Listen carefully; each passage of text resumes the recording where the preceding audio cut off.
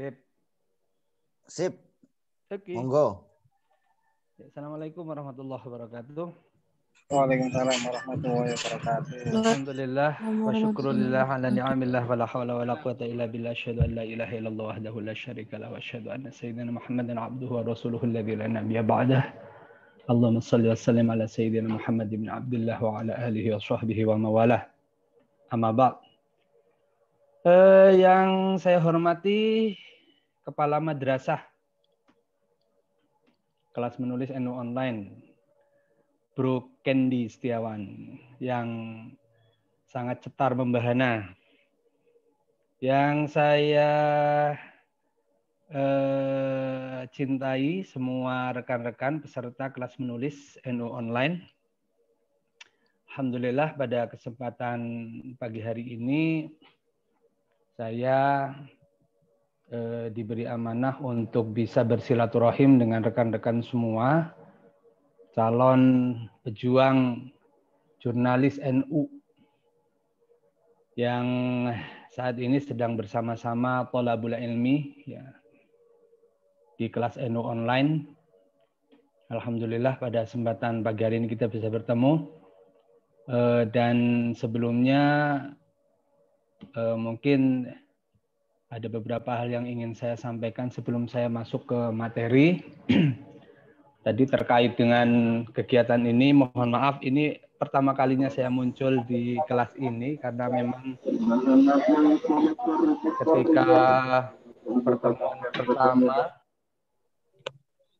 ketika pembukaan saya tidak bisa bergabung dan ini pertama kali saya masuk ke kelas ini dan alhamdulillah sudah ada sekitar 61 peserta ini sudah masuk di kelas NU Online. Dan untuk mengawali pertemuan pagi hari ini saya mau bercerita sedikit pengalaman. Karena bagaimanapun, kalau ngomong masalah pinternya, insya Allah yang ada di ruangan ini semua ini lebih pinter dari saya. Karena termasuk generasi-generasi yang sudah terbiasa dengan hal-hal seperti ini ya. Tapi yang perlu dicari oleh adik-adik sekalian itu adalah pengalaman. Karena kata orang Jawa itu experience is the best teacher katanya. Ya. Pengalaman itu adalah guru yang paling baik ya. Kalau anak-anak muda zaman sekarang ini pinternya itu nggak keturunan ya. Pasti banyak orang-orang tua itu kalau tanya masalah dunia maya, masalah perkembangan informasi dan teknologi itu pasti kepada anak-anak. Tapi kalau masalah pengalaman, ya mestinya karena memang sudah lahir duluan, maka pengalaman juga lebih banyak. Nah, terkait dengan pengalaman, ini juga mungkin bisa menginspirasi teman-teman semua. Sebenarnya apa niatan kita masuk di komunitas ini ya. Kalau saya kalau saya secara pribadi itu tidak ada target atau capaian niatan harus kayak gini ketika masuk bergabung di NU Online. Terus terang saya niatannya bergabung di NU Online adalah untuk berkhidmah di Nahdlatul Ulama. Itu aja ya. Berkhidmah di Nahdlatul Ulama. Tidak ada targetan apapun. Semenjak saya pertama kali bergabung di NU Online itu sejak tahun sekitar 2012. Ya. Saya bergabung di NU Online itu 2012. Pertama itu menjadi kontributor karena memang menjadi kontributor pun saya tidak mendaftarkan diri seperti adik-adik sekarang ini yang mendaftarkan kemudian ikut bimbingan kemudian diarahkan ya. Harusnya bersyukur sekali dengan acara seperti ini karena ini menjadi modal besar untuk teman-teman semua untuk melangkah di NU Online. Kalau zaman dulu saya itu tidak ada pendidikan seperti ini. Saya masuk sekitar 2012 itu saya hanya mengirimkan satu naskah kegiatan acara di daerah saya ya. Saya kebetulan tinggal di Kabupaten Pringsewu di Lampung. Karena saya menjadi salah satu pengurus dari NU, saya mencoba untuk merilis satu kegiatan. Nah, satu kegiatan itu saya rilis, kemudian saya bingung ini mau disiarkan di mana. Kemudian saya melihat ada alamat email dari NU Online, kemudian saya kirim, dan alhamdulillah dimuat. Nah, dari itulah saya terpacu untuk ternyata kegiatan-kegiatannya di NU Online ini kayaknya harus diekspos. Nah, jadi setiap ada kegiatan-kegiatan yang ada di NU, ya, itu ketika saya bisa hadir di situ, itu mesti saya liput, ya, dan saya kirimkan ke NU Online, rutin itu. Kalau dulu pas awal mungkin seminggu paling ada 2 atau 3, tapi lama-lama ternyata alhamdulillah dari itulah kesemangatan NU di daerah saya juga semakin semangat. Kemudian saya juga alhamdulillah sudah mulai aktif di situ. Kemudian saya tulis, kirimkan ke NU Online, kemudian rutin, dan alhamdulillah dimuat terus. Dan mungkin karena konsistensi saya ini mungkin ya, itu pada tahun 2017 ya, saya diamanai menjadi salah satu redaktur di NU Online ya. Mungkin saya satu-satunya redaktur yang berada di luar Pulau Jawa ini ya. Redaktur itu tugasnya itu mensortir berita ya, kemudian mengedit berita ya. Saya juga kadang-kadang berpikir zaman modern seperti ini luar biasa. Berita dari Jakarta dilempar ke Lampung, diedit di Lampung, kembalikan lagi ke Jakarta. Nah, jadi memang tidak ada batasan lagi di zaman seperti ini ya.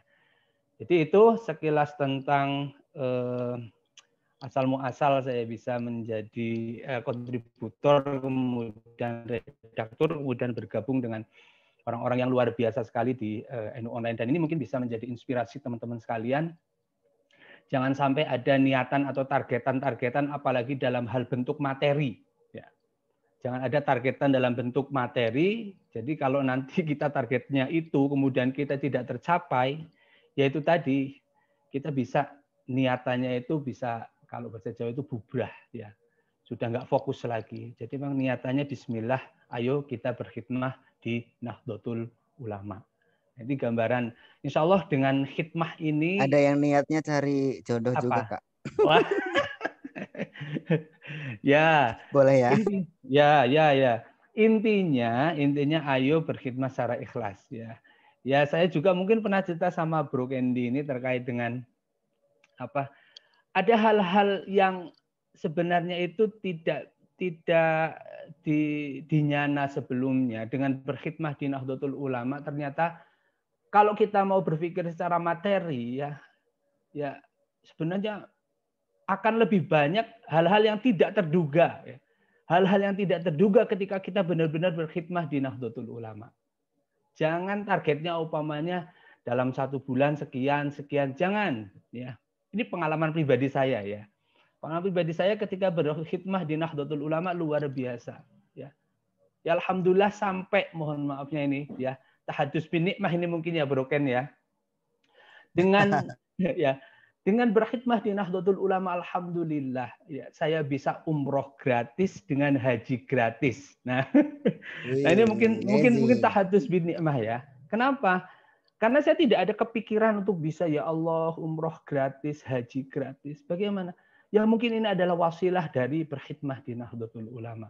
Pada tahun 2019 saya diamanai oleh Bapak Bupati Pringsewu ya. Kebetulan beliau ini juga adalah mustasyar PCNU. Saya berangkat ke Tanah Suci ibadah haji. Dan di sana pun saya tetap istiqomah untuk bagaimana bisa memberikan berita-berita terbaik kepada NU Online. Ya, mungkin salah satunya mungkin ada yang sudah pernah lihat ketika meninggalnya Mbah Maimun Zubair ya, Allahumma firlahu ya. Mbah Maimun Zubair ketika wafat, kebetulan saya pas haji di situ dan kebetulan saya menyiarkan secara langsung prosesi sholat, kemudian prosesi bagaimana beliau disemayamkan di Tanah Suci, dan mungkin bisa lihat di Facebook NU Online ya. Kalau saya lihat sekarang sudah sekitar 1 juta orang yang lihat video itu. Dan itu merupakan keberkahan dari berkhidmah di Nahdlatul Ulama. Ya. Itu mungkin sisi lain yang tidak bisa ditemukan di bangku kuliah. Ya. Jadi kalau saya sering mengibaratkan kepada teman-teman itu, rezeki di dunia itu bukan matematika ya, bukan 1 tambah 1 sama dengan 2. Ya. Kita harapannya 1 tambah 1 sama dengan 2. Tapi kenyataannya 1 tambah 1 itu bisa jadi 0. Ya. Kalau 1 tambah 1 jadi 0 itu berarti kita biasanya kecewa. Ya. Tapi dalam kehidupan nikmat itu 1 tambah 1 bisa 11 malahan. Ya, 1 dengan 1 bisa 11. Ya. 1 tambah 1 juga bisa dengan 2, sama dengan 2. Kalau 1 tambah 1 sama dengan 2 berarti harapan kita tercapai. Ya. 1 tambah 1 sama dengan 0 berarti kita siap kecewa. Tapi kalau 1 tambah 1 sama dengan 11 itu yang namanya ada keberkahan di situ. Nah, kalau itu saya yang merasakan sendiri seperti itu. Jadi monggo ketika bergabung di NU Online ini, ayo bismillah ya, bismillah diniati untuk berkhidmah di Nahdlatul Ulama. Apalagi teman-teman ini saya lihat ya masih muda-muda ya. Kayaknya tidak ada yang umuran saya, kayaknya semuanya ada di bawah saya kayaknya. Ada yang 40 tahun? Kayaknya nggak ada yang 40 Belum tahun. ada, kan kemarin kita batasi yang belum. Angkatan ini 25 ke bawah. Oh, 25 ke bawah. Berarti ya adik-adik saya ya, mungkin malah murid-murid saya ya. Saya ngajar tahun 2005 ya. Saya PNS, guru bahasa Inggris di Mansatu Pringsewu, ngajar sejak tahun 2005. Ya mungkin kalau masuk sekolah jadi murid saya mungkin ya. Nah, itu. Mungkin itu aja dulu ya, Bro Ken, untuk cerita apa inspirasi kenapa saya bisa bergabung bersama Bro Candy yang sangat luar biasa ini ya. Oke, pada kesempatan pagi hari ini saya diberikan amanah untuk menyampaikan materi terkait ini. Akan saya share screen ya. Share screen.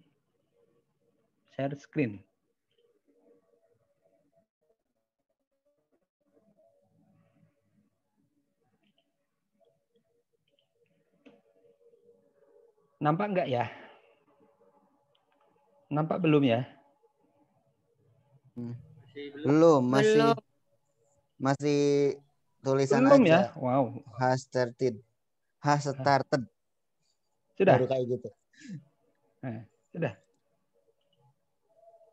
Sudah tampil belum? Nah, belum ya betul, ya? Udah tampil, udah. Udah tampil ini ya? Sudah. Nah, udah ya. Nah, ini materi yang diamanahkan kepada saya yaitu peristiwa dan penciptaan warta.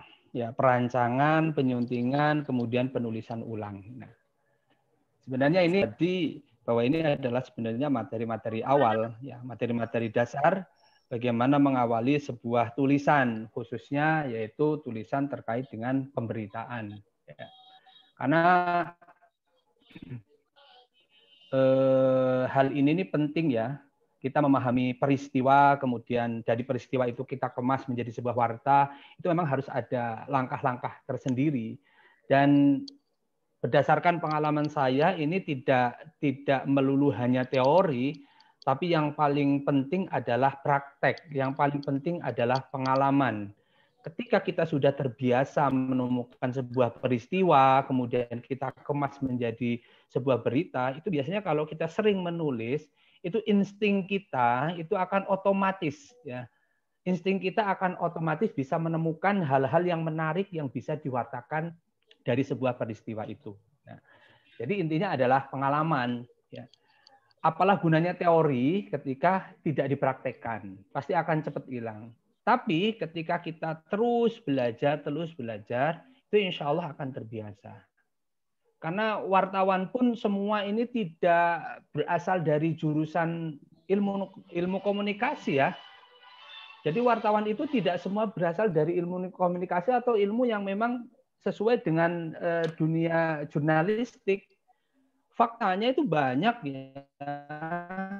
Wartawan-wartawan itu berasal dari sarjana pendidikan, dari sarjana ekonomi, ya. Jadi apa ya? Tidak menjamin orang yang jurusan ilmu komunikasi itu ketika membuat berita itu juga beritanya bagus, ya.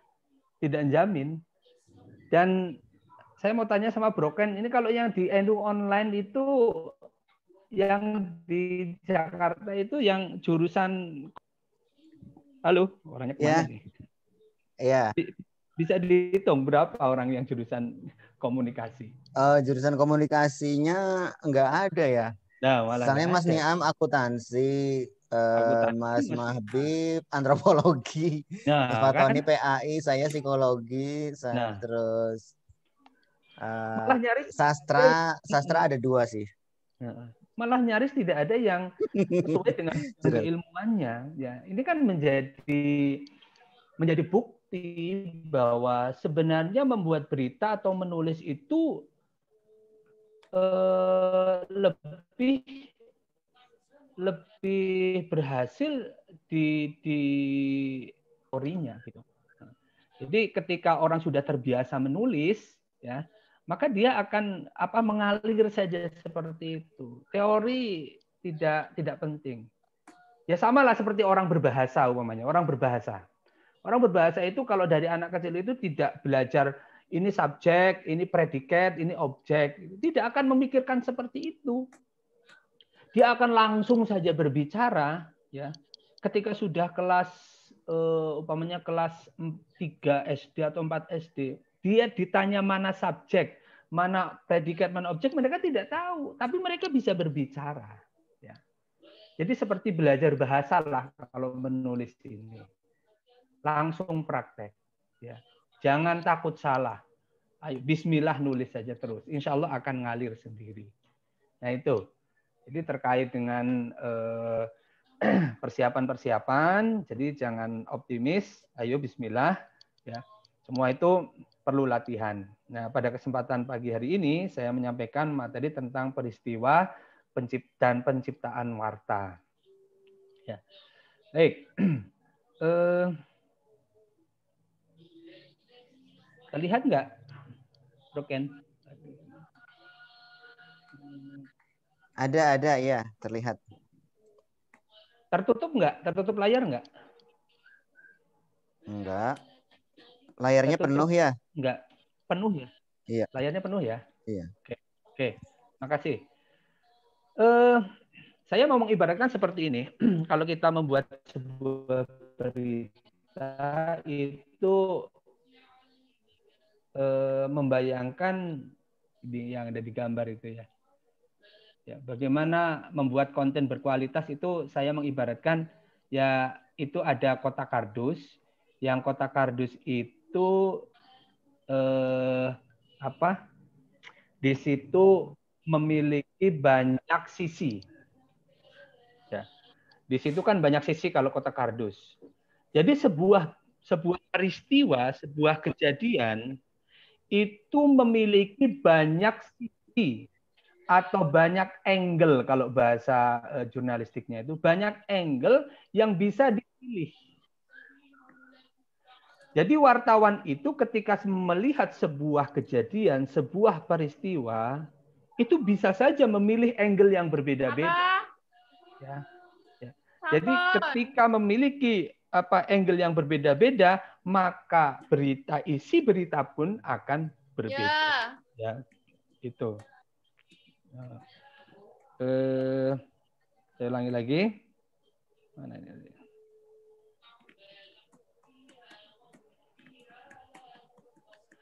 Jadi saya ulangi lagi bahwasanya sebuah peristiwa itu kalian cobalah lihat seperti ini. Seperti sebuah kotak kardus. Jadi ada berapa sisi itu? 1, 2, 3, 4, 5, 1, 2, 3, 4, 5, 6. Ada 6. Ya. Jadi contohnya ketika melihat sebuah pengajian gitu, pengajian NU umpamanya. Ada orang yang melihat Dari sisi umpamanya saya mau mencari di pengajian itu ibu-ibu yang sudah tua, berangkatnya dia pakai mobil uwel-uwelan pakai mobil truk, kemudian sudah sepuh sambil bongkok-bongkok tapi tetap semangat untuk ngaji. Nah, itu bisa jadi berita. Angle berita. Nah, kemudian juga bisa ketika mengambil angle, wah saya ini di pengajian ini kayaknya yang ceramah ini orangnya terkenal, materinya itu ditunggu-tunggu oleh orang. Contoh, wah ternyata yang ngaji di sini adalah Gus Baha. Nah, itu yang akan menjadi angle yang lainnya. Kemudian juga bisa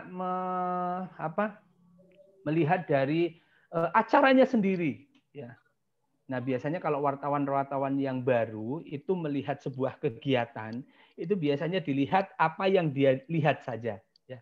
Biasanya membuat berita itu diurutkan. Ya. Biasanya acara yang pertama pembukaan, kemudian setelah itu diikuti dengan pembacaan kalam ilahi, kemudian ada sambutan-sambutan. Nah, itu biasanya wartawan yang baru seperti itu akan melihat secara kronologis. Nah, ya itu satu angle juga, tapi kan kurang menarik. Ya. Akan menarik yakin seperti yang tadi, yang pertama tadi. Terkait dengan apa? Nenek-nenek pakai baju muslimat, bawa payung, payungnya untuk tongkat, ya. Kemudian berangkatnya dia apa? Berangkatnya pakai mobil truk, ya. Kemudian gerimis-gerimis, ya. Kemudian ketika sampai di pengajian ternyata apa? Nggak ada tempat lagi. Kemudian gelar ngambil daun pisang, kemudian duduk di bawah daun pisang, beralaskan daun pisang. Nah, itu akan menarik sekali. Nah, jadi intinya adalah seorang jurnalis itu harus pinter-pinter memilih angle, memilih kira-kira apa ini yang akan menjadi lead, yang menjadi utama, ya, materi utama atau topik utama yang akan diangkat. Nah, itu. Kemudian nanti emang angle itu juga akan dipengaruhi dengan bagaimana dia pinter mengolah kalimat, mengolah kata sehingga tulisannya itu bisa dengan mudah dipahami orang, bisa menarik orang lain. Nah, itu juga akan mempengaruhi dari kualitas sebuah berita, ya, di samping dengan angle. Jadi angle itu akan menentukan, ya, seberapa besar minat seseorang untuk membaca tulisan kita. Ya. Kalau umpamanya pengajian itu kita ambil angle-nya cuma runtutan kegiatan dari pembukaan, pembacaan ayat suci Al-Qur'an, kemudian sambutan, ya. Itu ya ada yang baca tapi nggak sebanyak ketika kita mewartakan mbah-mbah tadi yang berangkat pengajian, perjuangannya seperti itu, yaitu. Jadi yang pertama itu tadi adalah menentukan angle atau menentukan ide, ya. Ide atau angle ini penting sekali, ya. Supaya apa? Tujuannya itu adalah supaya bisa fokus, ya. Jadi fokus, ya. Tidak ke sana, tidak ke sini, atau mungkin malah di luar pembahasan atau di luar kejadian yang aslinya, ya. Jangan sampai berita yang kita buat itu tidak fokus, ya. Jadi ide dan angle ini akan menentukan kualitas kita, kualitas tulisan kita, karena itu nanti bisa mengarahkan kita lebih fokus. Nah, kemudian perlu diingat lagi bahwa dalam memilih angle itu juga perlu feeling atau perlu kehati-hatian, karena akan berdampak pada menarik atau tidaknya sebuah tulisan. Nah, bagaimana cara memilih angle yang tepat? Yaitu, jadi kuncinya itu 5W1H itu tadi. 5W1H. What, apa, ya, bisa memilih apanya, bisa memilih who, ya, what bisa, kemudian why, kenapa, ya, bisa kita pilih, ya, kemudian where, tempat, ya, ini tempat kadang-kadang juga menarik, ya. umpamanya kok ada pengajian, kok tempatnya di tengah-tengah pulau. Kemudian orang ketika mau berangkat ke situ pakai apa perahu kecil. Nah, itu menjadi menarik juga itu, ya. What and where, ya. Kemudian why, kenapa, ya. Kemudian apa? How, bagaimana. Nah, itu silahkan dipilih dari 5W 1H itu. Ya. Oke, kita lanjutkan. Nah, sebuah berita, ya, sebuah berita itu ada semacam yang namanya newsworthy, ya toh. Kenapa berita itu bisa menarik? Kenapa berita itu bisa menjadi perhatian orang lain? Ya, setidaknya ada 10 yang bisa kita jadikan apa acuan atau panduan untuk memilih sebuah angle atau ide yang menarik untuk dibaca para pembaca. Yang pertama itu kriterianya adalah aktual. Aktual itu hangat dibicarakan masyarakat. Terkini. Nah, biasanya kalau ada berita-berita baru itu kan biasanya akan menjadi perhatian masyarakat. Ya, contohnya ketika kita kok membicarakan masalah vaksin, itu pasti akan menjadi perhatian masyarakat karena memang sekarang ini masyarakat itu banyak membicarakan masalah vaksin. Jadi nggak heran ketika kemarin mungkin ketika MUI sudah memutuskan bahwa vaksin itu halal dan suci, ya. Ketika seorang jurnalis membuat berita tentang hal itu, maka pembacanya pun akan banyak. Nah, itu. Kemudian selain aktual, itu yang kedua adalah terkait dengan tokoh.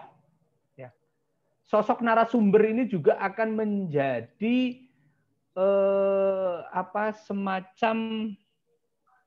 semacam stimulus, ya, semacam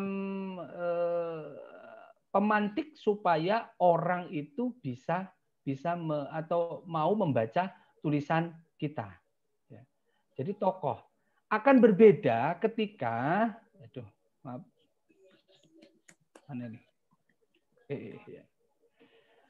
Akan berbeda ketika ngomongin vaksin, ya, berita tentang vaksin itu narasumbernya orang daerah, bukan seorang dokter tapi seorang mantri. Akan berbeda ketika yang ngomong itu seorang dokter dan itu levelnya adalah nasional. Jadi tokoh ini juga mempengaruhi. Oleh karena itu ya harus pintar-pintar memilih tokoh, ya, yang sesuai dengan apa yang dibahas atau keilmuan apa yang sedang dibahas, ataupun tingkat keterkenalan dari tokoh ini sangat penting. Ketika kita akan mengangkat sebuah materi, kemudian kita lihat tokohnya tidak terkenal, maka siap-siap materi kita tidak akan ada yang baca. Tapi kalau Gus Baha, kemudian Gus Mus, kemudian berita tentang Gus Dur, itu saya yakin akan banyak pembacanya karena memang terkait dengan tokoh itu. Jadi silakan dipilih tokoh yang kira-kira bisa menarik pembaca. Ya. Nah, kadang-kadang juga sekarang seneng di dunia media sosial sekarang ini kan seneng tokoh yang kontroversial. Kontroversial, tidak mementingkan keilmuannya, tetapi yang penting terkenal. Nah ini payah. Ya, narasumber yang dicari itu adalah terkenalnya saja, tapi keilmuannya tidak. Ini banyak sekali sekarang terjadi. Oke, selanjutnya layak berita selanjutnya adalah proximity atau kedekatan jarak. Ya. Maksudnya apa? Kalau kita punya berita, ya, kemudian hal itu terkait dengan kejadian lokal, maka tidak akan menarik di daerah lain. Contohnya saya memberitakan sesuatu yang terjadi di daerah Pringsewu, ya. terkait dengan perkembangan virus corona di Kabupaten Pringsewu. Ya. Maka ini tidak akan menarik, ya, jika di share atau diketahui oleh orang yang ada di Jawa. Nah, gitu. Jadi kedekatan ini juga penting. Jadi ketika umpamanya kita membuat berita skala lokal kabupaten, ya konsumsinya akan di kabupaten itu. Jarang orang lain akan mengakses berita itu, gitu. Kecuali kalau kita share di media-media nasional, maka orang seluruh Indonesia juga akan tahu. Jadi kedekatan juga ini penting. Kemudian yang ketiga itu masalah relevansi. Jadi menyangkut kepentingan umum. Kalau berita itu tidak menyangkut kepentingan umum, itu biasanya tidak akan banyak pembacanya, gitu ya. Kemudian yang selanjutnya adalah terkait dengan magnitude atau skala besar masalahnya. Ya, kira-kira besar atau enggak masalahnya, menjadi atensi masyarakat atau tidak. Ya, kadang-kadang ada yang sebenarnya masalahnya sepele, tetapi skalanya besar. Ya. Contohnya kayak sekarang ini lagi ada hal-hal sepele kadang menjadi berita besar, ya. Seperti kasus artis-artis yang berbuat asusila itu sebenarnya itu permasalahan-permasalahan yang kecil, tapi karena memang di blow up di media, maka itu terkesan adalah permasalahan yang sangat besar. Dan ini menjadi sebuah berita yang layak untuk diberitakan, gitu. Kemudian yang keenam adalah terkait dengan tren. Jadi kalau memilih berita itu harus ada tren meningkat atau menurun tentang sebuah persoalan. Harus sering-sering ngintip di Google Trend. Ya. Kalau di Google Trend itu kan kita bisa lihat orang-orang ini sekarang lagi ngomongin apa. Nah, itu bisa menjadi pertimbangan kita untuk menulis sebuah berita. Jadi yang lagi tren apa gitu. Jangan membicarakan hal-hal yang tidak lagi tren, ya. Tidak akan ada pembacanya nanti. Ya. Kemudian yang ketujuh itu adalah eksklusivitas. Maksudnya tidak semua orang memiliki. Maksudnya apa? Ketika kita menjadi sebuah kita menjadi seorang jurnalis, ya, kita kalau mau mencari narasumber, contohnya itu biasanya kan ya susah-susah gampang ya. Susah-susah gampang maksudnya apa? Jangankan yang level nasional, kadang-kadang kemarin kalian diberikan tugas untuk ketemu ketua PCNU saja, ya. Ketemu ketua PCNU saja, waduh orangnya nggak bales WA, waduh orangnya sibuk dan sebagainya. Nah, ini adalah tantangan bagi seorang jurnalis gitu ya. Nah, ketika kita bisa menembus narasumber yang eksklusif dan orang lain tidak bisa menembusnya, itu akan menjadi layak berita. Ya. Contoh kemarin ketika Najwa Shihab mencoba untuk menghubungi Menteri Kesehatan berkali-kali nggak bisa, ya. Ketika Najwa Shihab akhirnya ngomong dengan kursi kosong, nah itu eksklusif sekali itu, ya. Dan itu menjadi viral juga. Nah, itu layak berita juga itu. Ya. Oke, selanjutnya untuk yang ke-8 itu dramatis, yaitu kejadian dramatis yang memilukan. Ya. Contoh umpamanya seperti bencana, ya.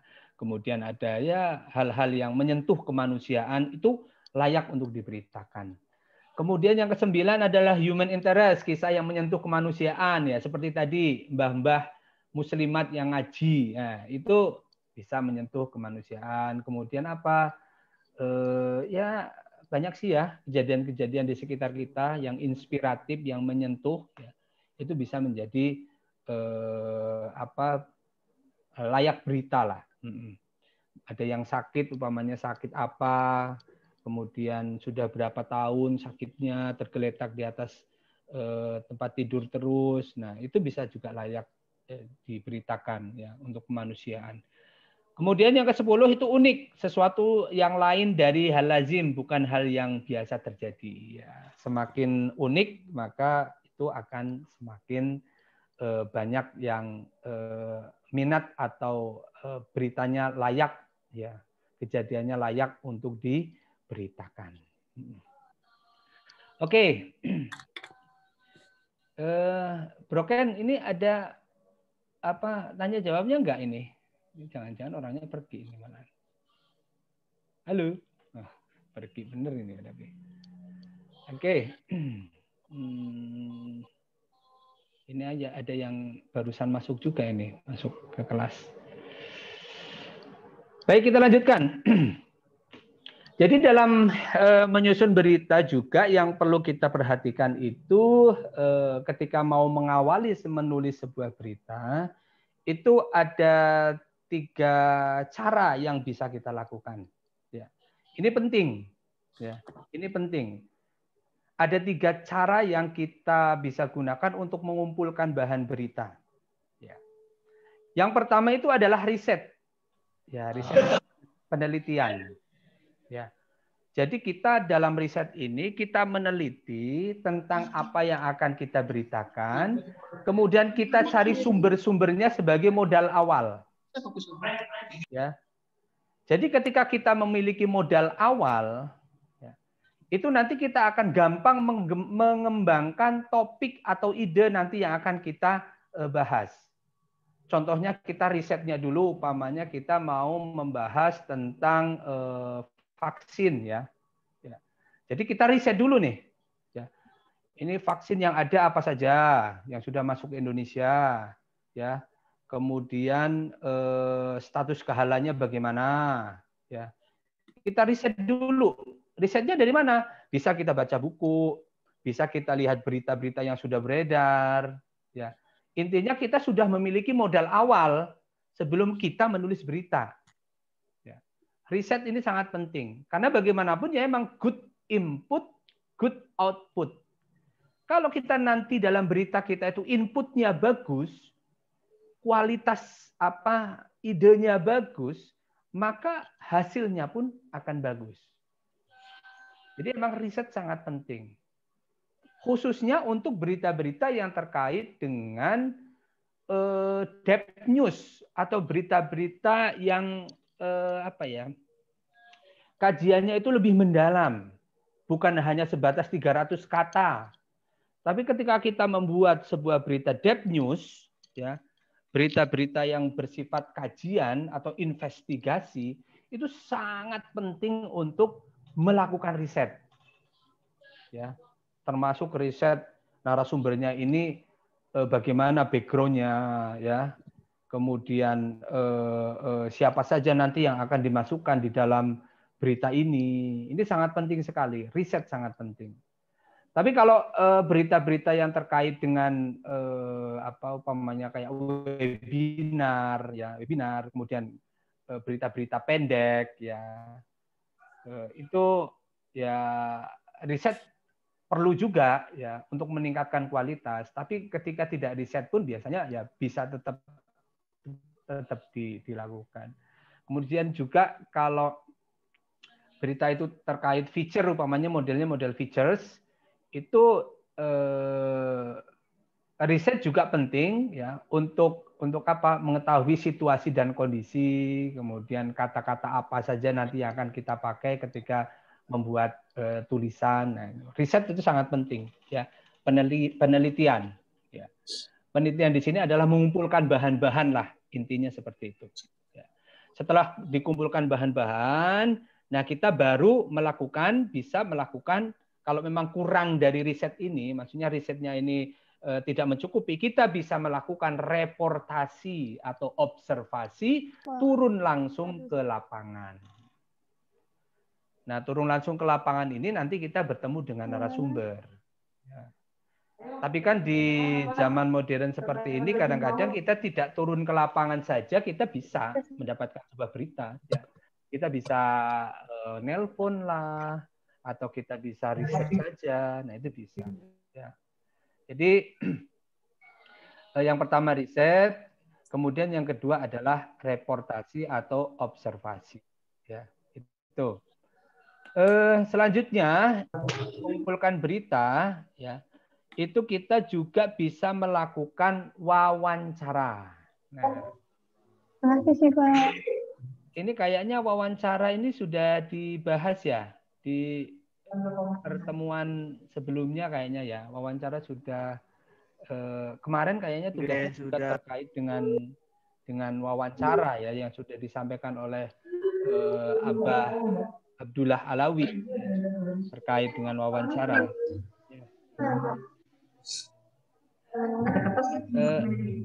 Tolong memperbesar nih. Saya nggak memperbesar nih. Tolong ininya di mute ya. Di unmute ya.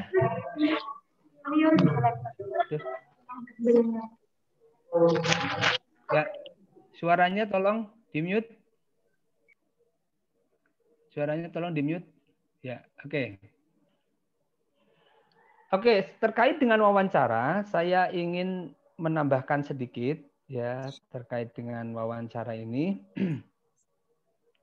Ada beberapa hal yang perlu kita perhatikan ketika wawancara ya. Antaranya adalah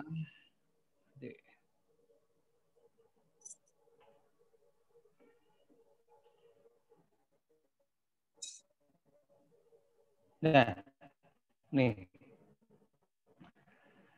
Dalam wawancara ini ke saya, wawancara ketemu si ini susah, ketemu si itu susah. Bagaimana nih? Nunggu siapa ini nanti? Nah, saya kasih saran kalau wawancara itu cari orang yang memang sudah memiliki kedekatan psikologis dengan kita. Atau mungkin ketika kita tidak punya kedekatan, kita bisa melalui orang yang dekat dengan si narasumber. Nah, jadi nanti ketika kita sudah wawancara, kita sudah ada apa ya, semacam lanjaran. Lanjaran itu apa ya bahasa Indonesianya ya? Apa ya lanjaran ya? Paham nggak lanjaran? Apa lanjaran? Lanjaran itu kayu untuk tumbuh kacang umpamanya gitu. Apa ya enaknya lanjarannya? Wasilah. Relasi. Nah, kita nanti sudah punya kalau kita sudah punya hubungan ya, itu nanti wawancaranya akan enak. Akan lain ceritanya ketika kita sekonyong-konyong koder datang ke narasumber. Siapa lu kan gitu. Jadi alangkah baiknya ketika kita mau mewawancari seseorang, kita sudah mempunyai relasi atau lanjaran atau wasilah dulu. Sudah komunikasi dengan orang-orang yang terdekat, apalagi mungkin dia orang penting ya. Ketika orang penting itu ya kita harus bagaimana menata strategi, mencari orang yang kira-kira dekat dengan narasumber, kita komunikasi, kemudian menyampaikan ke narasumber. Nah, itu nanti akan terjadi komunikasi yang enak daripada kita langsung sekonyong-konyong koder langsung wawancara dengan yang bersangkutan. Ya. Itu akan lebih maksimal. Maka itu saya sarankan ya wartawan itu sebenarnya punya peluang atau punya posisi yang sangat strategis untuk mengenal banyak orang. Dan ini menjadi modal yang sangat luar biasa. Ya, jangan sampai wartawan itu ketika sudah mewawancari seseorang, setelah itu putus, tidak ada hubungan lagi. Itu bisa menjadi jaring sosial kita. Sangat sangat bermanfaat sekali ketika kita bisa mengenal seorang narasumber itu lebih dari hanya sekedar wawancara. Ya maka itu ketika mau wawancara kan semacam kita harus meriset dulu. Kita harus ada riset terkait dengan pembicara itu. Kesenangannya apa, keluarganya bagaimana, kemudian apa yang disukai dia. Nah, kita mencoba untuk memasuki dunia dia agar kita diterima secara psikologis oleh dia. Ya. Kalau dia senangnya mancing umpamanya, ya narasumber ngomong mancing, nanti ketika wawancara, ketika terjadi sesuatu yang kok kaku banget wawancaranya, ya, itu nanti kita bisa mengalihkan pembicaraan ke arah yang lebih dia senangi. Kita ngomongin mancing, ya. Pak gimana Pak? Saya juga punya kolam loh Pak di rumah Pak. Nah itu nanti akan lebih cair suasananya, ya. Jadi kita harus pintar-pintar mengambil hati narasumber. Jangan seperti robot kalau wawancara. Datang-datang, selamat pagi Pak. Apa yang Bapak lakukan pada periode ini selaku Ketua PCNU Kabupaten ini? Nah, tidak akan maksimal. Ya. Tapi harus ada mukodimah atau semacam hal-hal yang bisa menarik perhatian beliau sehingga memiliki kedekatan emosional dengan kita. Lebih-lebih orang yang kita wawancari itu orang yang memang sudah kita kenal, itu akan lebih maksimal lagi hasil dari wawancara. Ya. Oke, yang perlu diperhatikan dalam wawancara yang pertama yaitu mencari narasumber yang cocok dan kompeten, harus sesuai dengan materi apa yang kita bahas. Jangan sampai kita ngomongin vaksin, ya kita ngomongin vaksin itu kita tanyanya sama dokter gigi kan nggak nyambung, ya, atau mantri gitu kan. Ya namanya vaksin itu ya harus sama orang-orang yang emang benar-benar ahli di bidang vaksin. Ya. Kemudian apa? Mengukur narasumber, kredibilitas narasumber. Jadi ketika kita memilih narasumber, ya itu kita melihat kompeten nggak orang nih, ya. Kemudian memahami nggak terkait dengan apa yang kita bahas. Dan termasuk juga kredibilitas terkait dengan enak enggak orang ini nanti ini diwawancara. Ini termasuk masuk kredibilitas. Biasanya ada narasumber yang naudzubillah min dzalik, ngomong aja males, ya. Jawabnya cuma ya, tidak, ya, tidak, ya. Jadi kita harus mengukur kredibilitas narasumber. Layak enggak orang ini dijadikan narasumber. Kemudian yang selanjutnya kita juga harus meriset background narasumber atau hobi atau keluarga tadi yang saya sampaikan, ya. Tujuannya apa? Ketika kita nanti mengetahui background narasumber, orangnya dari mana, hobinya apa, keluarganya bagaimana, itu nanti bisa menjadi bahasa kita untuk restorasi lah. Kita ngomongin masalah vaksin, bla bla bla bla, kok mentok. Nah, kita ngomongin masalah hobi, masalah keluarga dan sebagainya, ya. Biar agak mencair suasananya. Kemudian yang selanjutnya ketika wawancara kita harus membuat daftar pertanyaan. Nah, kemarin sudah dibahas mengenai daftar pertanyaan, dan ketika kita sudah buat daftar pertanyaan umpamanya 10, ya, tidak berarti 10 pertanyaan ini yang nanti akan kita berikan 10 selesai ditanyakan terus habis. Tidak seperti itu. Malah terkadang dalam wawancara itu ada hal-hal yang di luar pertanyaan itu yang malah akan lebih menarik dan mungkin akan menjadi berita tersendiri. Jadi dalam wawancara 10 pertanyaan yang sudah kita siapkan ini hanya sebagai panduan saja. Nah, ketika nanti kita terjun wawancara, itu pasti nanti kita akan menemukan hal-hal baru yang patut untuk ditanyakan. Dan bisa jadi malah akan menjadi angle atau poin yang akan kita bahas selanjutnya. Ya. Jadi daftar pertanyaan itu hanya sebagai ini aja acuan. Ya. Nanti ketika berjalan itu nanti akan menemukan model yang paling tepat itu seperti apa. Kemudian yang terakhir adalah tentunya siapkan peralatan wawancara. Ya, ini kalau wartawan-wartawan baru itu ya harus disiapkan mulai dari alat perekam, izin kalau bisa direkam, menu alat tulis, kemudian foto dan sebagainya. Ya. Tapi kalau sudah terbiasa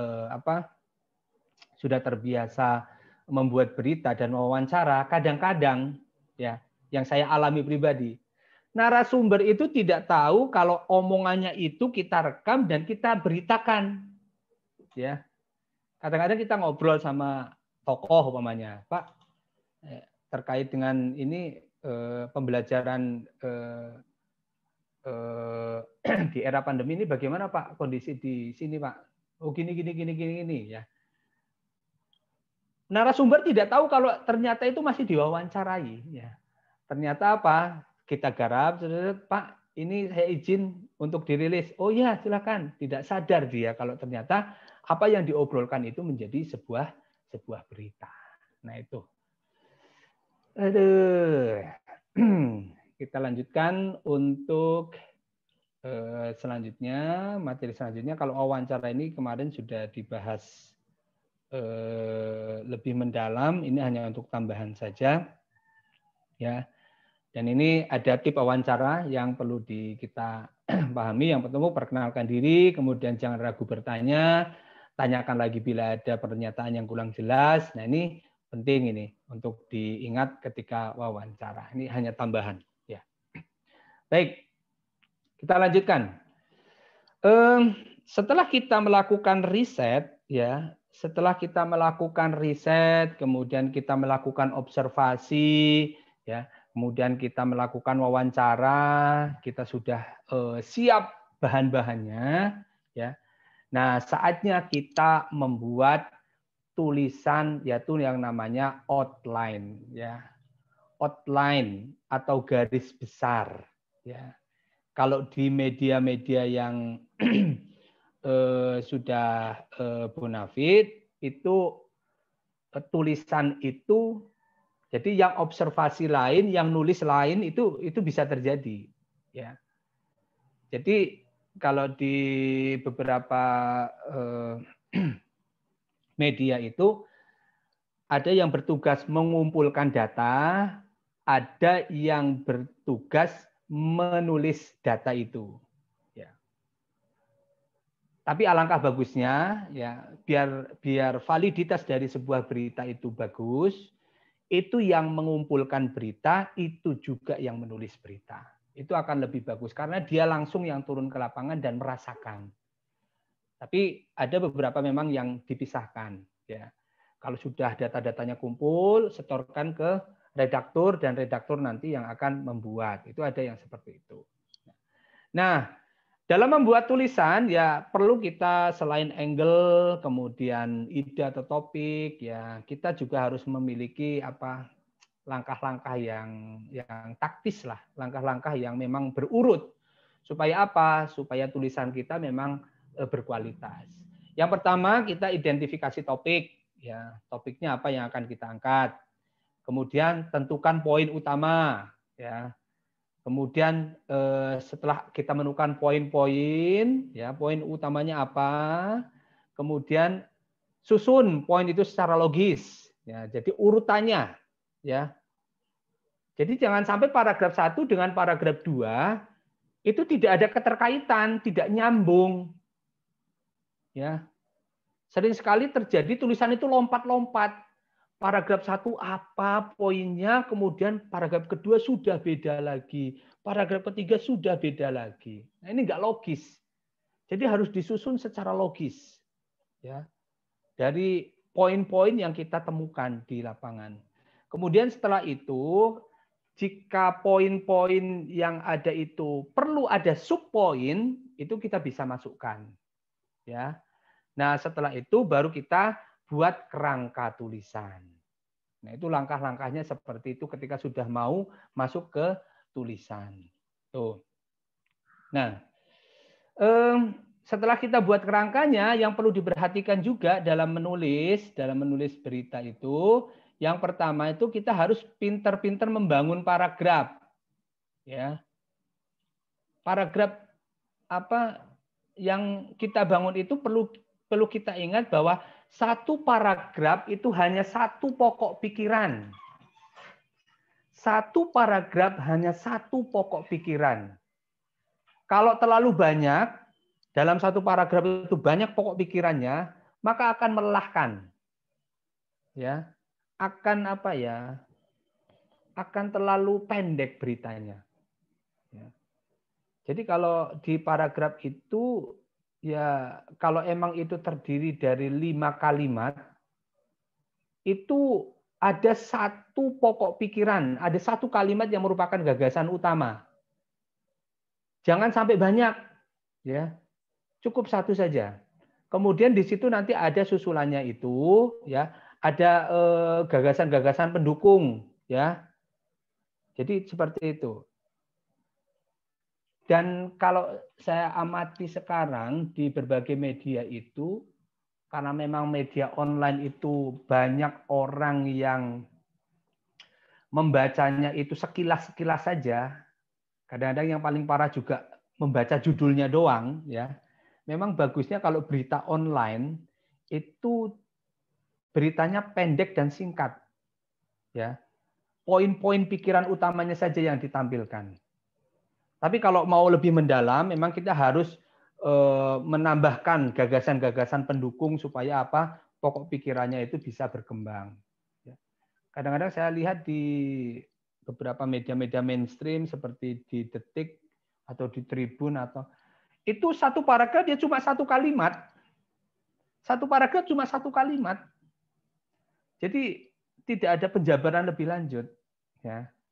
Kalau di NU online itu sudah ada batasannya, minimal 300 kata ketika mau membuat berita. Nah, paragrafnya nanti menyesuaikan dengan berapa pokok pikiran yang dimiliki. Kalau pokok pikirannya banyak, ya paragrafnya akan banyak. Ya. Kemudian juga akan bisa lebih dari 300 kata. Gitu. Nah, ketika nulis paragraf, ya perlu diperhatikan itu ketika ada 5 kalimat dalam sebuah paragraf, ada satu kalimat yang merupakan gagasan inti atau gagasan utama. Nah, setelah inti itu nanti ada gagasan pendukung. Nah, seperti itu. Dan nanti ini akan bisa bagus ketika nanti emang praktek ya, sudah praktek pasti nanti akan menemukan polanya. Nah, kesimpulannya sebenarnya terkait dengan membangun paragraf ini ya. Jadi inti menulis itu adalah mengorganisasi ide. Ide-ide yang ada, apa yang kita temui di lapangan, poin-poinnya apa, kita susun, kita organisir. Ya. Jadi harus disiplin mengatur pokok pikiran dalam paragraf. Kalau tidak, nanti akan tidak menarik, akan melompat-melompat. Ya. Paragraf 1 ngomong apa, paragraf 2 ngomong sudah yang lainnya. Yang ketiga yang lainnya. Jadi pengorganisiran ide ini yang sangat penting dalam menulis. Supaya apa? Orang ketika membaca itu runtut. Dari paragraf pertama, nyambung ke paragraf kedua, nyambung ke paragraf ketiga. Dan ini yang biasanya yang penting diperhatikan adalah kata sambung. Kata sambung sangat penting untuk menjadikan sebuah berita itu organisir idenya bagus. Contohnya ada umpamanya kata sambung oleh karena itu, terus sementara itu, ya berdasarkan hal itu. Nah, itu bisa menjadi kalimat kata-kata yang bisa menyambung dari paragraf 1 ke paragraf yang selanjutnya. Nah, tuh. Baik, itu dalam membangun paragraf. Kemudian yang selanjutnya ya. Nih. Proses editing. Proses editing. Jadi kalau ngomong di NU online ya itu berita itu kan dari kontributor ya. Kontributor nanti dia masuk ke meja redaktur. Ya, meja redaktur nanti akan diputuskan ini layak apa enggak naik. Oh ya, layak. Kalau sudah layak, maka tugas editor lah yang akan mengedit berita itu. Ya. Yang perlu dilakukan ketika editing apa? Yang pertama memeriksa alur logika tulisan. Paragraf 1 dengan paragraf 2 ini nyambung atau tidak. Itu yang dilakukan itu ketika editing. Ya. Kalau nggak nyambung ya harus ditata ulang. Harusnya paragraf 1 nyambung dengan paragraf 4. Ya paragraf 4 kita geser menjadi paragraf 2. Kemudian bagaimana menyusun itu? Secara bagus, jadi runtut. Ya. Yang pertama adalah memeriksa alur logika tulisan. Ya, nyambung atau tidak. Yang kedua adalah mengecek tata bahasa. Nah, ini juga penting ini, tata bahasa. Ya. Kalau kita itu punya yang namanya selingkung. NU online itu punya selingkung. Mungkin ada yang tahu selingkung itu apa? Ada yang tahu selingkung itu apa? Bukan Gaya selingkuh. tulisan. Apa? Gaya tulisan NU online. Gaya tulisan yang khas. Iya, bagus. Khas. Selingkuh ya. Bukan selingkuh. Ya, NU online itu punya selingkuh. Ya, oke. NU online itu punya selingkuh. Selingkuhnya apa? Nanti ketika kalian sudah jadi kontributor, itu nanti kalian akan memiliki panduan. Contoh, ketika di NU online itu menulis tanggal itu tidak tahunnya tidak diikutkan kalau di selingkung NU online itu. Contohnya sekarang ini tanggal berapa ini? Sekarang tanggal 9 Januari. Berarti nanti di NU online itu tulis cuma 9-1. Di selingkung di media lain berbeda. Ada yang nulis 09-01-2021. Nah, itu tapi kan selingkung media lain gitu. Nah, kemudian kita juga memiliki selingkung, contohnya tulisan kiai. Di NU online itu menulis kiai itu bukan kiai, kiai, KIYAI, bukan ya. Di NU online menulis kiai itu ya KIAI. Itu sudah standar. Ya. Jadi tata bahasanya kita tata kembali supaya sesuai dengan selingkung dari NU online. Kemudian juga ada yang dicek umpamanya ketika menulis kutipan itu banyak sekali yang belum paham ya. Menulis kutipannya itu kalau di NU online itu kan standarnya tanda petik, kemudian pernyataan dari narasumber, kemudian diakhiri dengan koma, kemudian tanda petik, baru umpamanya katanya. Nah, seperti itu. Banyak yang belum paham ini. Ya. Jadi dalam menulis kutipan itu diawali dengan tanda petik, diakhiri dengan koma dan tanda petik. Nah, jangan tanda petik terus koma. Nah, ini perlu diperhatikan hal-hal kecil seperti ini. Nih, editor ini kadang-kadang kalau mengedit tulisan yang secara NU online selingkungnya tidak pas, ini kadang-kadang waduh, yang biasanya bisa 5 menit selesai ini bisa 20 menit ya. Jadi perlu diperhatikan hal-hal dalam menulis tata bahasa. Ya. Kemudian hal-hal lain terkait dengan tata bahasa juga monggo dilihat di KBBI ya, Kamus Besar Bahasa Indonesia itu standarnya seperti apa ya. Kita memilih kata-kata yang memang sudah baku ya. Contohnya umpamanya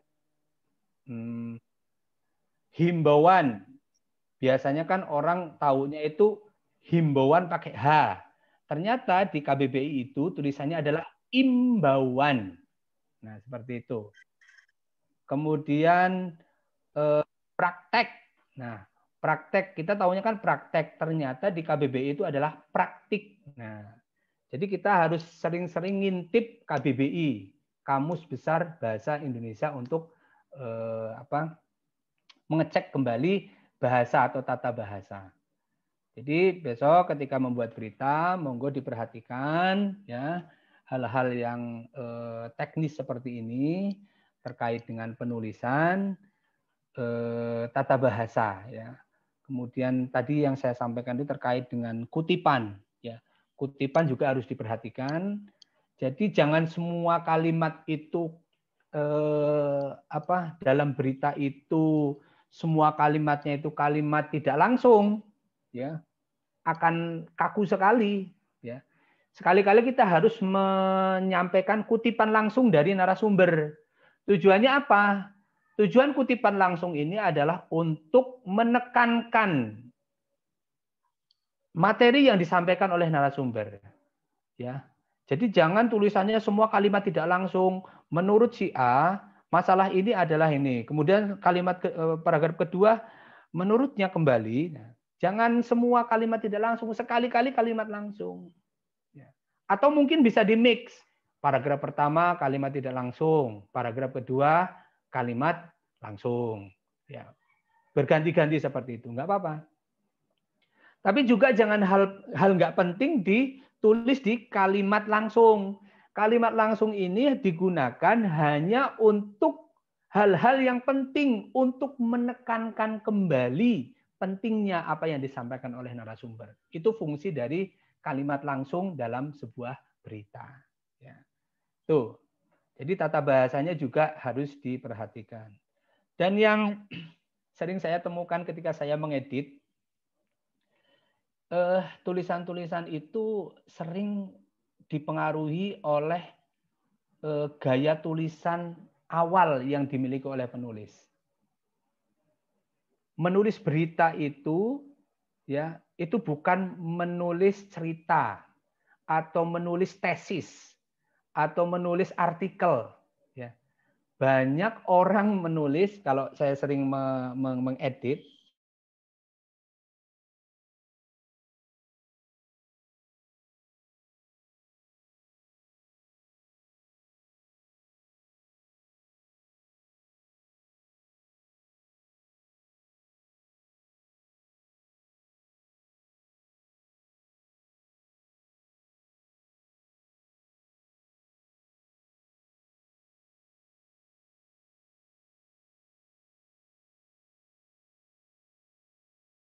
sekali, wah ini bukan berita ini isinya kisah ini, harusnya masuk ke cerpen ini, nah gitu.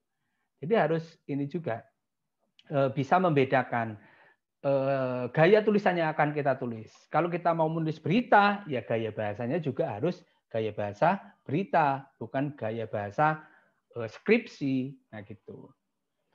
Kemudian yang selanjutnya ketika kita proses editing itu adalah membuat paragraf dan kalimat lebih efektif. Ya, membuat kalimat paragraf lebih efektif. Ini pentingnya ketika kita menulis, kita itu harus baca ulang lagi. Jadi setelah menulis itu jangan laju dikirim, ya. Baca dulu. Jadi setelah menulis itu ya edit sampai siap terbit. Ya. Itu gunanya kita membaca. Setelah kita tulis, kita baca ulang lagi dari awal. Pasti nanti kita akan menemukan. Yang paling sering adalah typo, ya, salah ketik, ya, dengan ditulis degan. Ya, itu biasanya sering itu seperti itu. Itu gunanya kita meneliti. Kemudian juga ada kita lebih harus lebih ini juga mengefektifkan tulisan. Jangan sampai kata-kata yang sebenarnya bisa dihilangkan itu tetap dimasukkan. Contohnya kata bahwa umpamanya ya. Presiden Jokowi mengatakan bahwa, nah sebenarnya bahwa ini ya, bahwa ini kita bisa hilangkan kemudian kita ganti dengan koma. Ini mungkin saya kasih trik sedikit ya itu tadi. Jadi bahwa ini bisa dihilangkan dengan diganti dengan koma. Ini malah lebih simpel. Ya. Presiden Jokowi mengatakan pembangunan Masjid Istiqlal adalah, nah, itu harusnya ada kata bahwa di situ, tapi kita bisa hilangkan dengan menggunakan tanda koma. Itu akan lebih efektif, lebih simpel. Gitu. Kemudian ada kata-kata lain lagi nanti yang akan kalian temukan ketika banyak latihan terkait dengan mengefektifkan sebuah tulisan. Ya. Oke. Kemudian setelah kita edit, ya.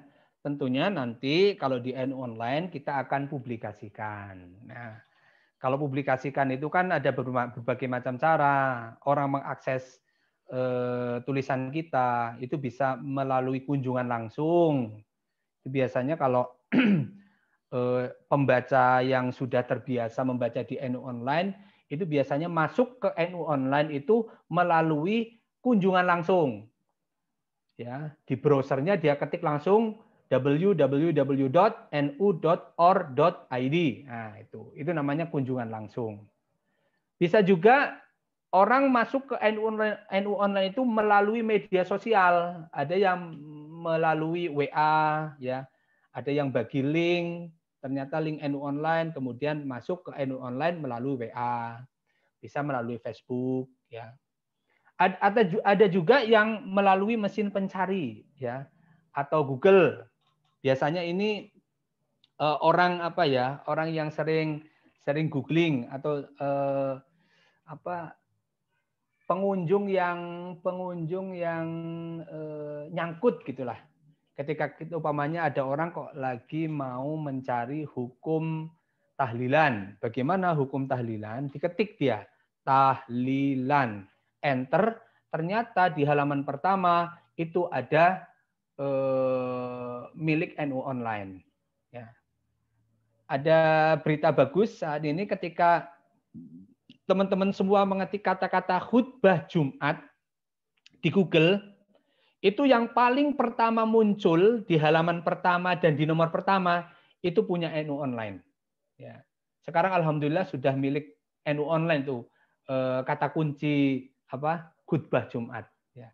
Kalau dulu-dulu ketika kita ketik khutbah Jumat, maka akan mampir ke website tetangga sebelah, ya, yang sedikit-sedikit teriak takbir. Nah, alhamdulillah sekarang ketika kita sudah ngetik khutbah Jumat itu langsung ke di halaman pertama itu NU Online di yang bagian paling atas, ya.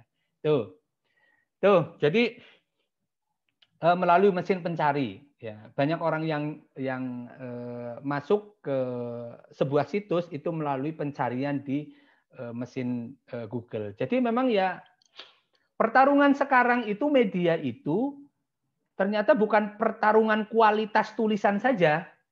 Ternyata sekarang itu pertarungannya adalah pertarungan kata kunci. Ya, pertarungan kata kunci ini terjadi di media. Sehingga kadang terjadi ya karena memang media itu pinter bermain kata kunci, ternyata tulisannya tidak berkualitas. Banyak sekali. Maka itu sekarang ini anak-anak muda yang sekarang ini harus pinter bermain SEO, ya. Harus bermain bagaimana cara meningkatkan rating, ya. Karena banyak sekali media-media yang keras sekarang bermain itu, sehingga mereka ketika ada orang masyarakat mencari kata kunci apa, ternyata di halaman pertama itu yang muncul punyanya mereka, ya. Jadi memang sekarang itu kadang-kadang idealisme itu tergadai dengan SEO, ya. Kalau menulis sebuah artikel bagus kualitasnya, tapi kok tidak ramah SEO, ya udah mendelep. Apa bahasa Jawa ini mendelep itu ya? Apa yang mendelep? Ya pokoknya tidak akan terakses orang, ya.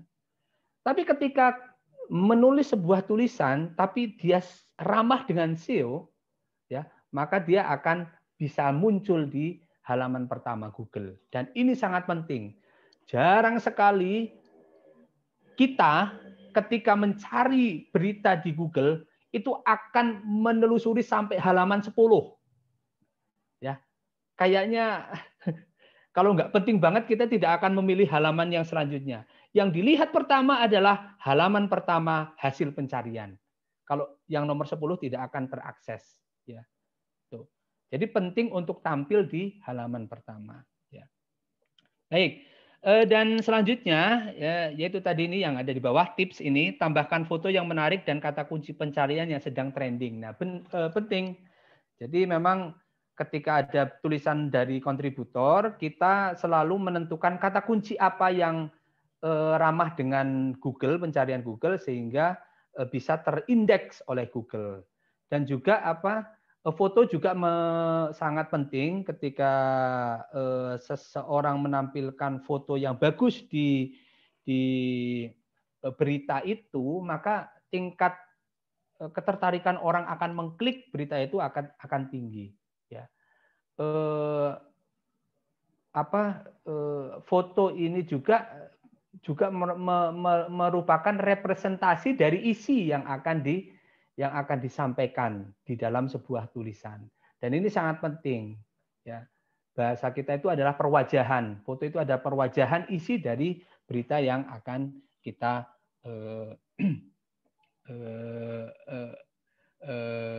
tampilkan ya. Baik, Broken, halo Broken.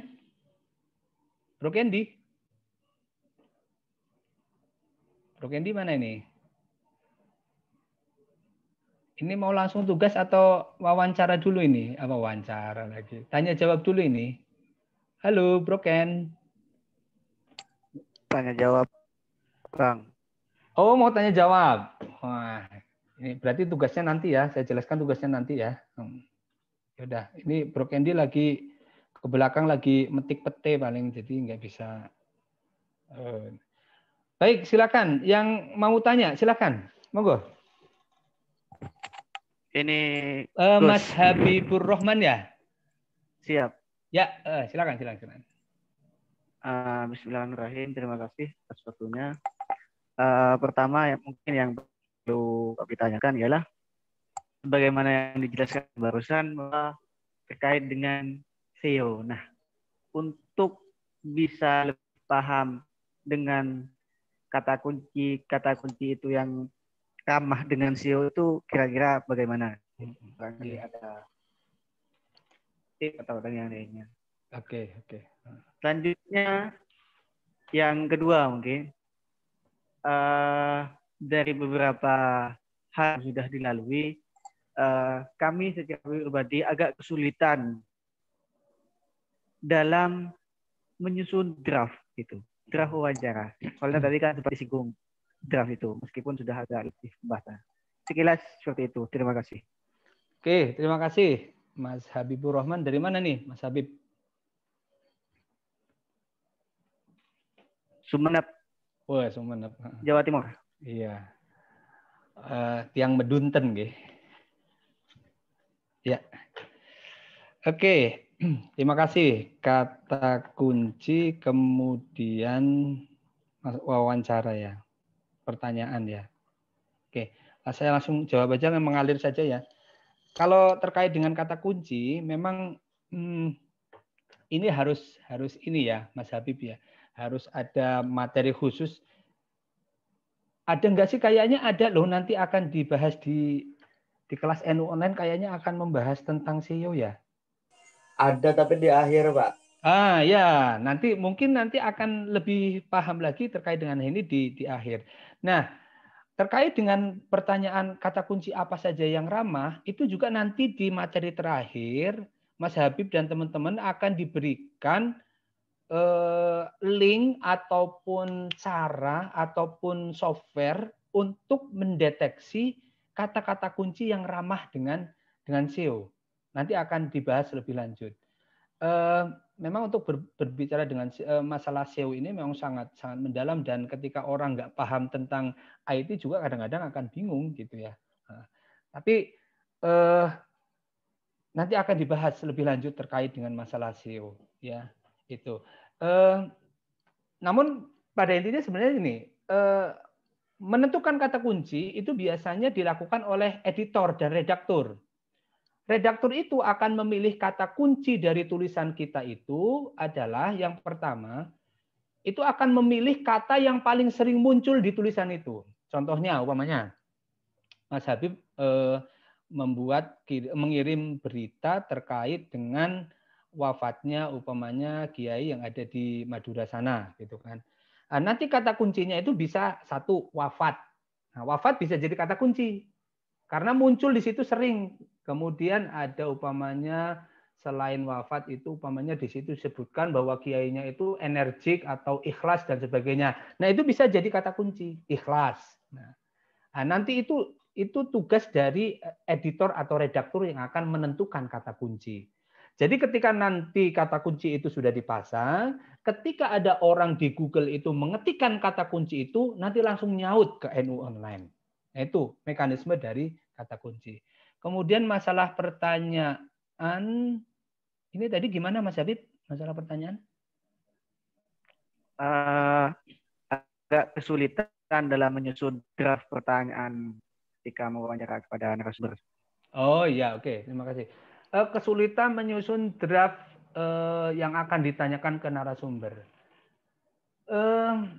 Sebenarnya itu kembali lagi kepada kita. Kalau kita sudah kenal dengan narasumbernya, kita sudah biasa dengan narasumbernya, kita akan tidak perlu draft aja udah bisa tanya jawab sebenarnya.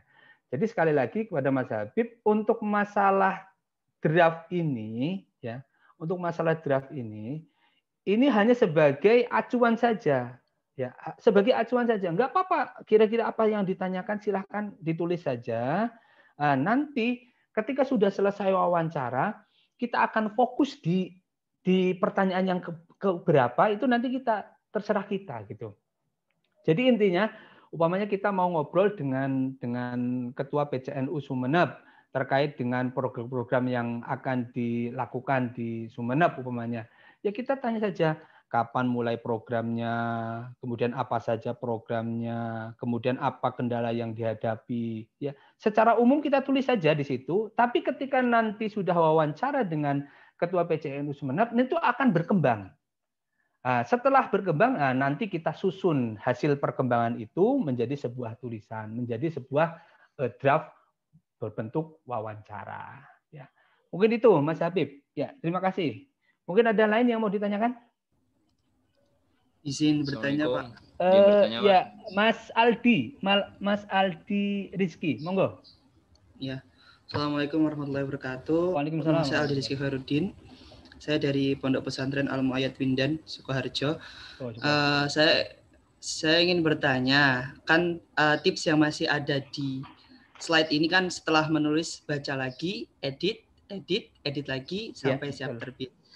Nah, terkadang yang menjadi permasalahan kami, mungkin saya ya khususnya, itu ketika membuat suatu produk tulisan sudah selesai, saya baca lagi, saya edit, tapi editnya itu terkadang ini Pak, jadi sampai banyak gitu lah. Kadang sudah edit lagi, sampai angle-nya itu malah berbeda gitu, saya baca lagi. Nah, mungkin tipsnya itu bagaimana kita mengedit yang benar, seperti itu. Karena kalau kita baca lagi, kadang itu sampai ya merubah angle gitu, karena kayaknya nggak pas ini, kayaknya pasnya kayak gini gitu. Nah, mungkin yang perlu dipahami lagi itu yang diperdalam dari sisi apanya, mungkin seperti itu. Terima kasih. Ya. Assalamualaikum warahmatullahi wabarakatuh. Waalaikumsalam warahmatullahi wabarakatuh. Terima kasih Mas Aldi. Mungkin itu nulisnya nggak pakai outline ya Mas Aldi ya. Kalau kita sudah punya outline, sudah punya garis besar acuan, itu tidak akan kemana-mana angle-nya. Jadi yang intinya di proses edit itu terkait dengan pengorganisiran ide, kemudian tata letak tulisannya juga, tata letak tulisan. Jangan sampai editing kita itu malah menambahkan poin-poin angle lain sehingga tulisan itu akan apa ya, tidak fokus malahan. Jadi di edit ini kalau saya sarankan itu lebih kepada satu pengorganisiran ide yang sudah ada di situ ya. Kemudian yang kedua lebih fokus kepada tata bahasa. Nah, itu. Kalau sudah dua itu difokuskan, tidak akan melebar kemana-mana. Ya, itu tadi. Kalau kita terlalu banyak ide yang kita masukkan, malah kita nggak akan fokus nanti. Ya. Jadi intinya difokuskan saja ke pengorganisiran, bukan menambahkan. Tapi diorganisir, ditata lagi. Yang tadinya di belakang ini harusnya taruh di nomor 2, pindah ke nomor 2. Ya. Kemudian yang nomor 3, pindah ke akhir. Nah, ketika sudah ada organisasi yang bagus, ya, dibaca lagi, cari kata-kata yang tidak pas, tidak sesuai dengan KBBI, nah dan sebagainya dan sebagainya. Itu mungkin ya, Mas Aldi ya. Nah, terima kasih. Monggo yang lain. Gih, yang lain.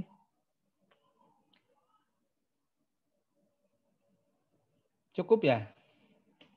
Ini hostnya kemana ini? Kalau ada yang mau ditanyakan yang lainnya, masih sampai jam berapa kita ya?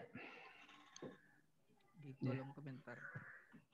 Ya, jam 12. Nah, jadi apa yang saya paparkan tadi ini monggo intinya sebenarnya bukan teorinya kalau menurut saya yang paling bagus menurut saya adalah prakteknya ya. Jadi prakteknya ini yang paling penting sebenarnya. Kalau kita banyak teori terus tidak pernah praktek ya udah tidak akan bisa menemukan hal-hal yang baru gitu. Baik, di sini saya akan tampilkan untuk ini apa? Untuk tugas, screen. Jadi ini yang tugas nanti itu ini.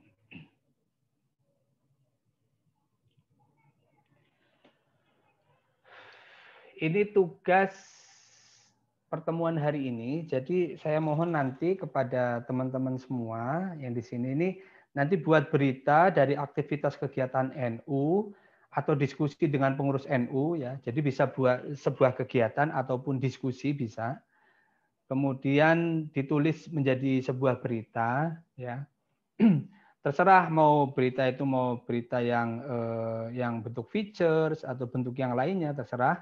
Minimal 300 kata, kemudian pilih angle yang menarik, kemudian setelah berita itu dibuat, tolong itu nanti dipilah-pilah, ya, pilah-pilah pokok pikiran paragraf pertama, gagasan intinya apa, ya, kemudian gagasan pendukungnya apa.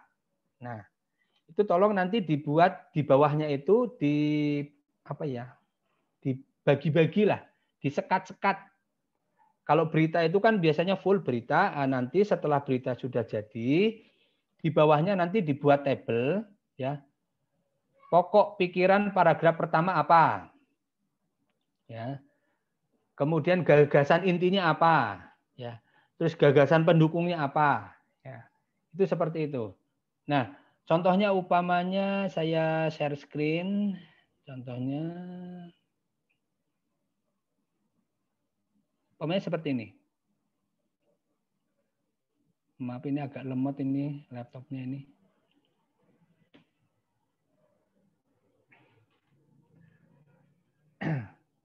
Terlihat nggak ini? NU online yang saya akses ini. Terlihat. Ya, terlihat. Judulnya memasuki 2021 pembelajaran di pesantren belum normal ya. Oke. Nah, di berita ini nanti mohon kalian nanti membuat sebuah berita. Setelah buat beritanya, nanti seperti ini contohnya umpamanya.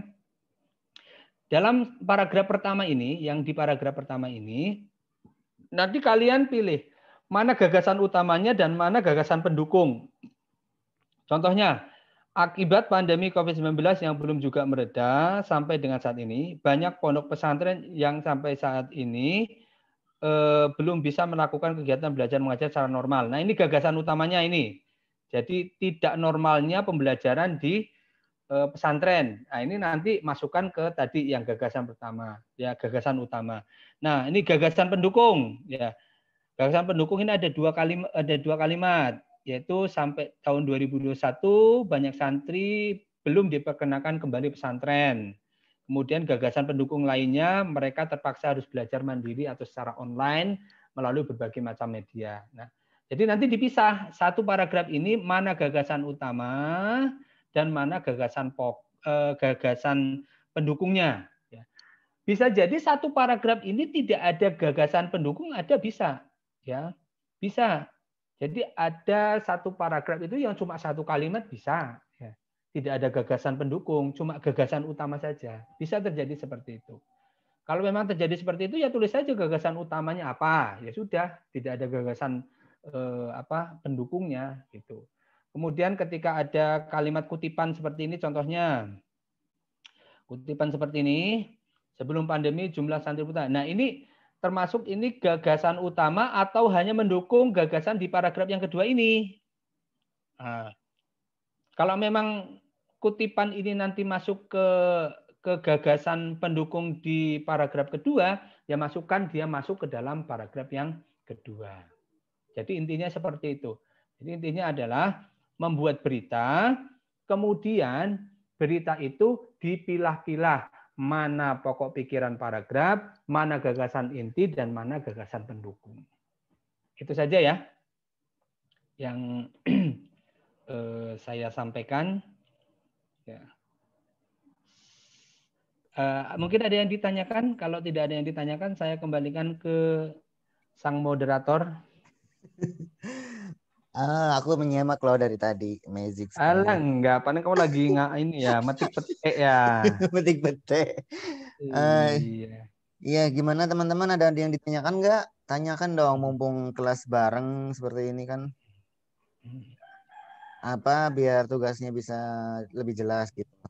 Ini juga ada pertanyaan sih Pak, rekomendasi translate wawancara ke teks pakai apa ya? Gitu.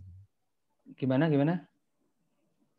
Rekomendasi translate wawancara ke teks. Jadi mungkin alat dari perekam kemudian langsung diubah ke ya. langsung ke teks Ya. gitu. Ya, terima kasih pertanyaannya.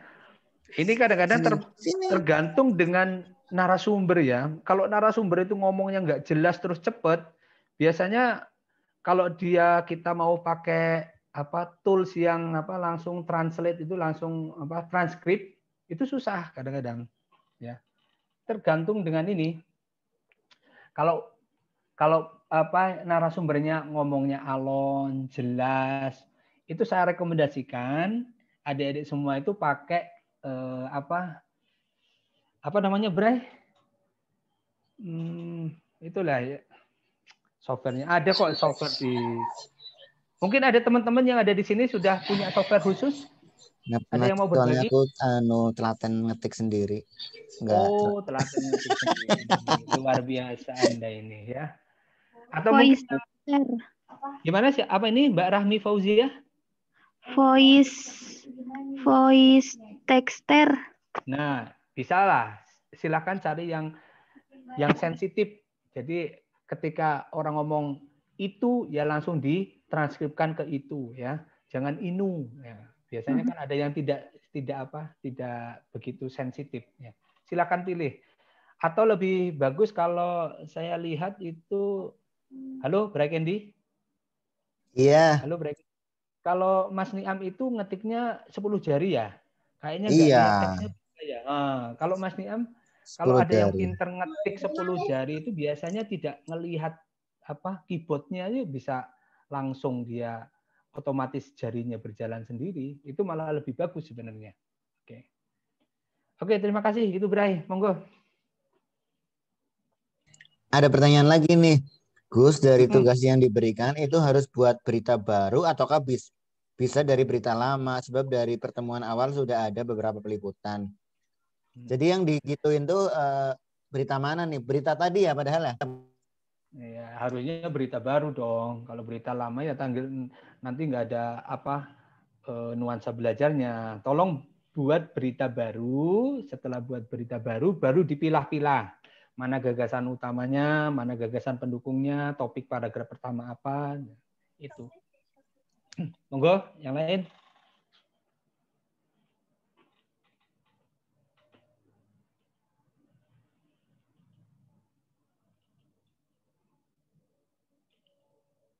Cukup ya, Bray? Karena teman-teman ada pertanyaan lagi kah? Ya, kalau tidak ya udah. Saya mau nanya nih terkait tugas, Pak. Oh ya.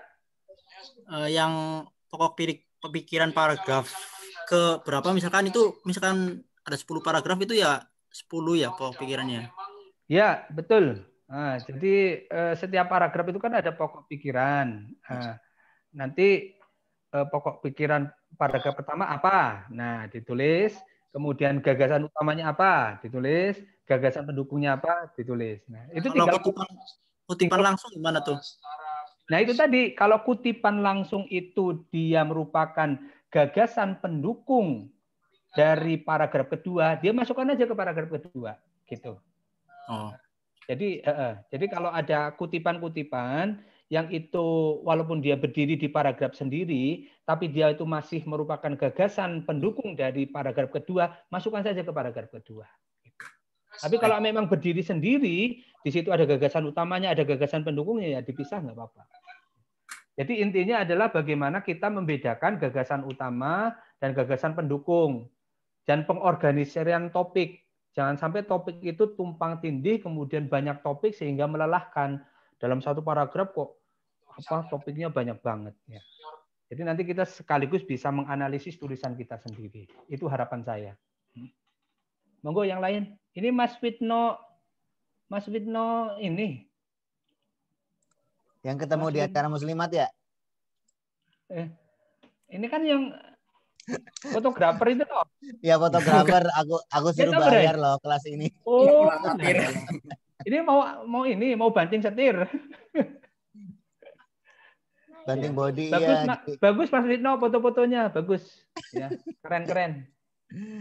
Iya dia sebagai keluarga NU online tetap tak suruh bayar loh. Kalau nggak bayar nggak dapat kaos dan sertifikat gitu. Siap.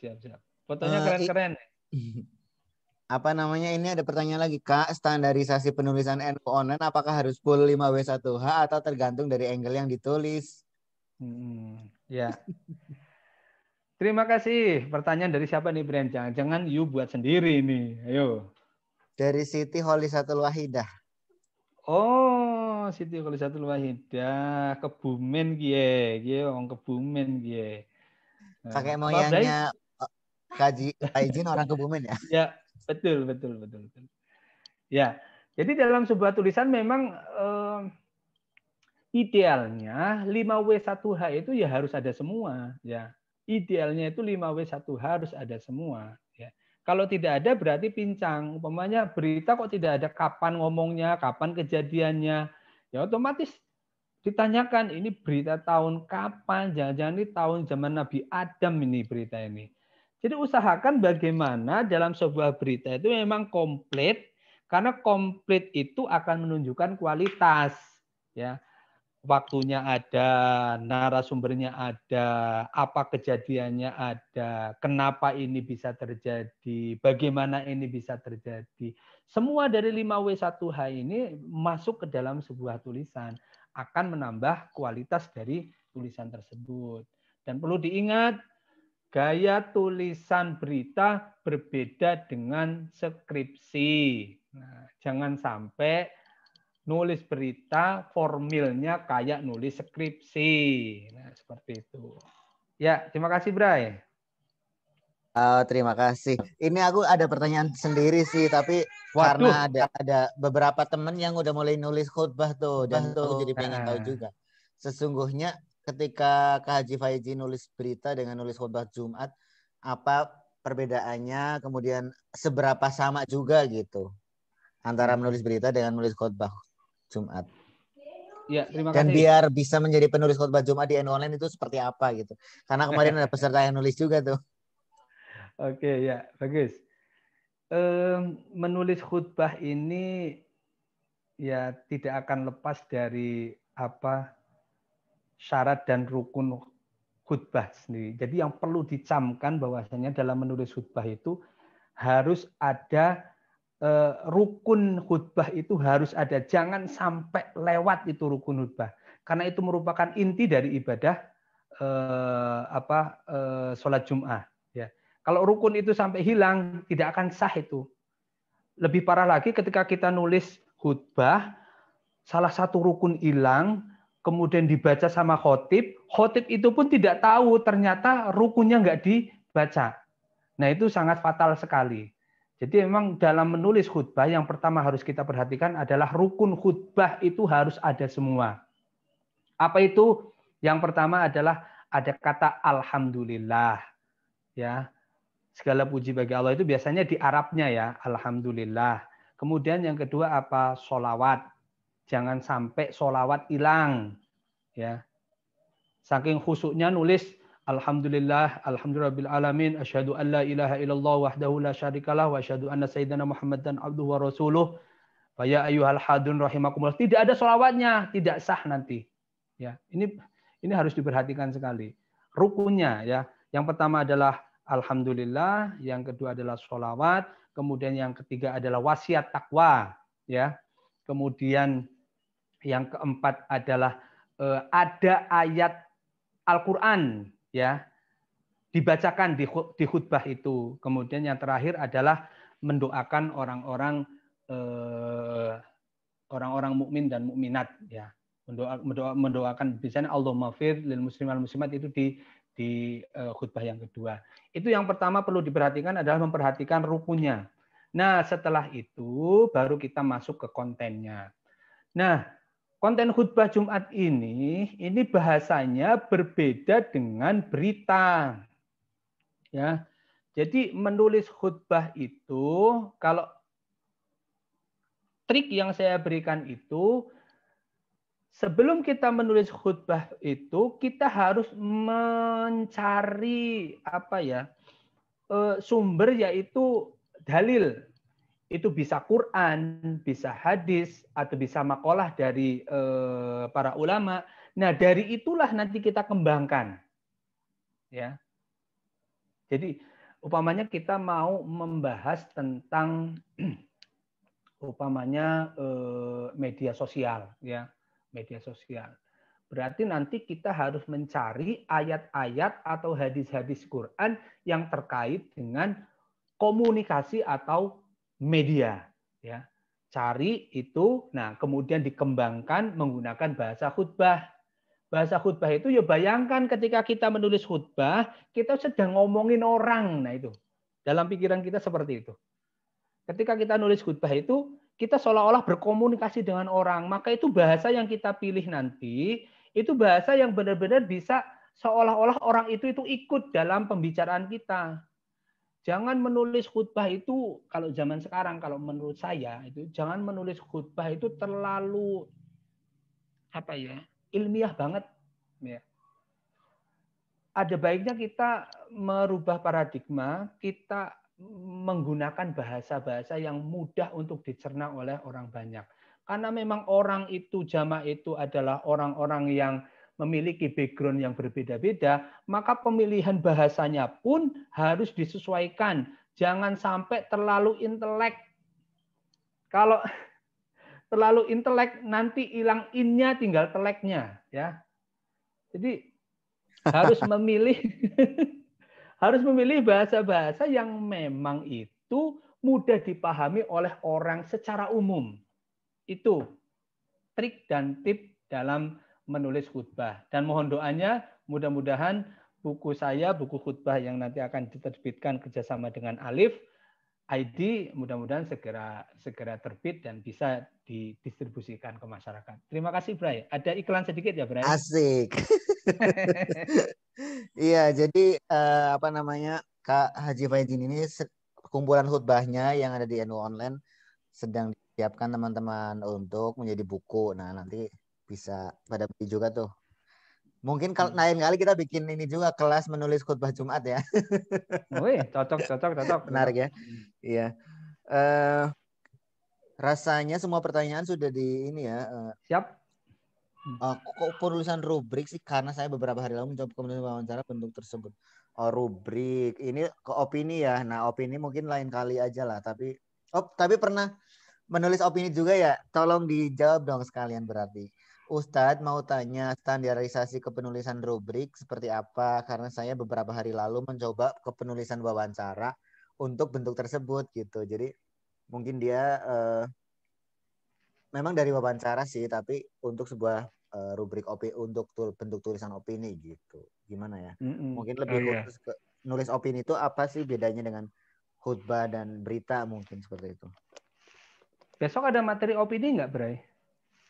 Enggak. Lebih semuanya itu news sih sesungguhnya. Iya. Ya, terima kasih. Ini kadang-kadang juga orang masih pada banyak bingung. Kadang-kadang saya lihat itu, ini nulis berita apa opini? Sebabnya apa? Wong nulis berita kok opini dari wartawannya diikutkan di situ. Nah, ini kan payah ini. Jadi kalau menulis berita itu, wartawan itu hanya tugasnya menyampaikan, jangan ikut-ikutan komentar di berita itu. Nah, ini yang perlu diingatkan. Nah, untuk terkait dengan opini, ya, opini ini memang tulisan yang sedikit agak sulit dibanding dengan menulis berita. Kalau menulis opini itu ya lebih fokus kepada ini riset, ya. Kalau saya secara pribadi menulis opini itu, kita pertama itu harus mengumpulkan data dulu, riset dari kira-kira saya mau ngomongin apa nih? Umpamanya terkait dengan vaksin, ya. Vaksin ini ditinjau dari sisi agama, nah gitu kan. Saya riset dulu, ya.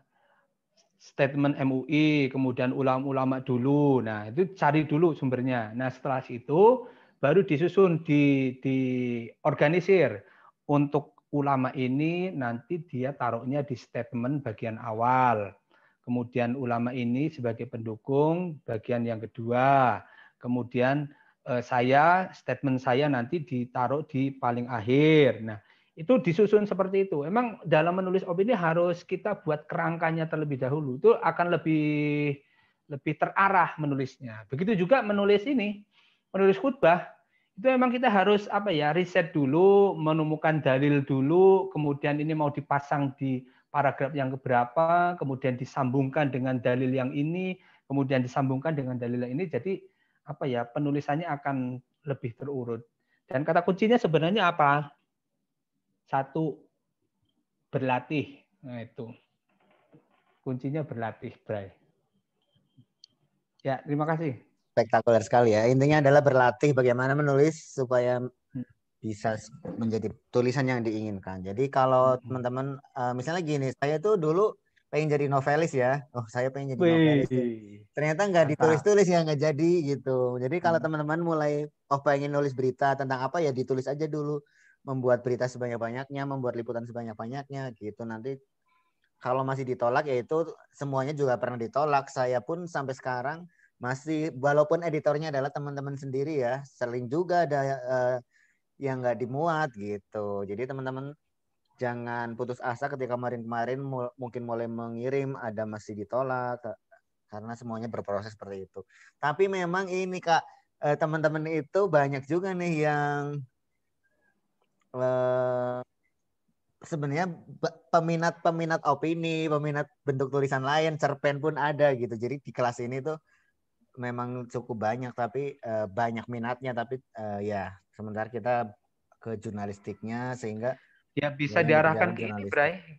Penulis keislaman kan ada kan gitu ya. Iya, cuma kalau keislaman nanti ada kelas sendiri rencananya, lagi dirancang saya kriterianya sendiri ya. Kak Hafiz, iya. Ini ada pertanyaan nih, di tabel kan ada pokok pikiran dan gagasan inti. Nah, ini bedanya apa? Perbedaan antara pokok pikiran dan gagasan inti. Oke. Terima kasih. Tugas nih. Kalau pokok pikiran itu secara umum di paragraf, ya. Nah, kalau gagasan utama itu biasanya ada di kalimat pertama. Ya. Gagasan utama ada di kalimat pertama, kemudian diikuti dengan gagasan-gagasan pendukung. Nah, secara umum, nanti secara umum, ya, itu dia akan menjadi pokok pikiran dalam paragraf. Jadi apa ya istilahnya? Kalau pokok pikiran itu karungnya, kemudian gagasan inti itu umpamanya tasnya, kemudian buku-bukunya itu gagasan pendukung. Nah, bahasanya seperti itulah. Umpamanya ada karung, isinya tas, di dalam tas itu ada buku-buku. Nah, karung itu pokok pikiran, gagasan inti itu tasnya, buku-bukunya itu gagasan pendukung. Nah, seperti itu gambarannya. Terima kasih. Oke, semoga cukup jelas. Nanti kalau kurang jelas bisa ditanyakan di grup pendampingnya. Ada juga pertanyaan nih dari Nurul Fazri, tapi kayaknya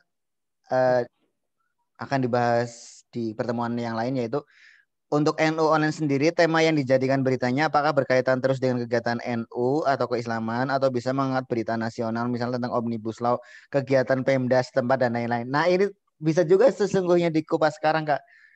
Sebenarnya seberapa batasan sih berita nasional dengan kalau kan teman-teman juga suka bingung, kadang tuh cuma kegiatan Maulid, terus tiba-tiba ada juga tentang nasional yang terkait dengan isu sekarang. Nah, sebenarnya batasannya mungkin seperti apa gitu, lebih seperti apa? Ya, terima kasih. Kalau selama ini kan di NU Online itu tidak hanya membahas terkait dengan kegiatan-kegiatan NU, kemudian hal-hal yang terkait dengan NU, tapi permasalahan-permasalahan nasional yang tidak terkait dengan NU juga dibahas, ya.